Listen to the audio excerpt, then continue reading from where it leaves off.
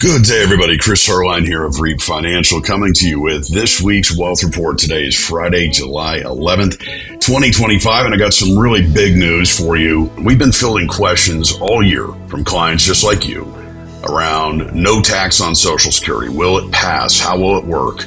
All those type of things. And with the big, beautiful bill passing, last week an email landed in millions of inboxes from an unexpected source. Guess who it is? The Social Security Administration. Now, usually when you get something from the Social Security Administration, it's about your benefits, right? But this one was different. It praised President Trump's one big beautiful bill as long-awaited tax relief to millions of senior Americans. So that sounds great, doesn't it? But the email and the press release that followed claimed new legislation would mean nearly 90% of Social Security beneficiaries would no longer pay federal income tax on their benefits. They attributed this to an additional $6,000 they called a senior deduction and some other unspecified provision. They even went so far to say it included a provision that eliminates federal income taxes on Social Security benefits for most beneficiaries and would help protect Social Security. Okay, so you may or may have not got that email, but here's where it gets a little muddy. Myself and many of the tax professionals we work with, those of us who live and breathe this stuff are saying, hold on a minute, that's just not accurate. It's simply not correct to say that there's a provision in this bill that is going to eliminate the Social Security benefit tax for 90% of the population. And I believe it's also just wrong to say that this is going to preserve the solvency of Social Security. That's a pretty big disconnect, what the email said and what many experts are seeing. Now, after all this has gone out, the Social Security Administration did issue a correction notice clarifying that the legislation helps eliminate taxes for many by providing an enhanced deduction, not a blanket elimination for almost everyone. Now, you might remember President Trump talking on the campaign trail about eliminating federal income taxes on Social Security benefits. But here's a key point. The way that this budget and tax legislation was passed through what's called the reconciliation process, it actually prohibits changes to Social Security itself. So if that's the case, what's actually happening here? The Council of Economic Advisors estimates that changes in the legislation will push the portion of seniors whose exemptions and deductions exceed their Social Security income to 88%, and that's up from 64%. These tax changes include a higher standard deduction, the existing senior deduction, and a new additional senior deduction, sometimes called a bonus. So let's talk about this $6,000 senior bonus. It kind of sounds like free money, right? A check in the mail? Not exactly. It's a deduction, which means it reduces the amount of income that's subject to taxes. So this is not like what happened during COVID where the government was writing checks to people.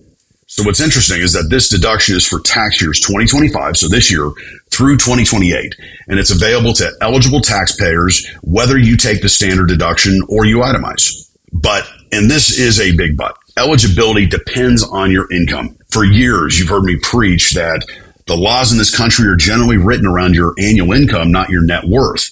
So if you're single, you can get the full deduction with up to $75,000 in modified adjusted gross income. For married couples filing joint, that's up to $150,000. So if you earn more than that, the deduction starts to phase out. And from what my team has researched, middle income retirees are the ones really who stand to benefit the most. So while this deduction may reduce your tax liability on Social Security benefits by indirectly lowering your adjusted gross income, it won't affect those who already don't pay taxes on Social Security benefits. Obviously, their income is too low, and it won't help high income earners who don't qualify for the deduction. Fewer than half of older adults, according to the Urban Bookings Tax Policy Center, are expected to benefit from this. And even then, they won't necessarily see their taxes completely eliminated, maybe just reduced.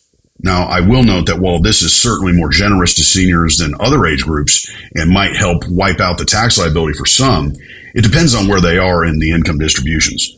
Now, here's the kicker, and it's a bit of a somber one. While some retirees might see financial benefits from this now, this enhanced senior deduction likely will cost the Social Security program. And we're talking approximately $30 billion per year in reduced taxation of Social Security benefits, according to the committee that's responsible for the federal budget. This could accelerate the projected insolvency date for the Social Security Trust Fund.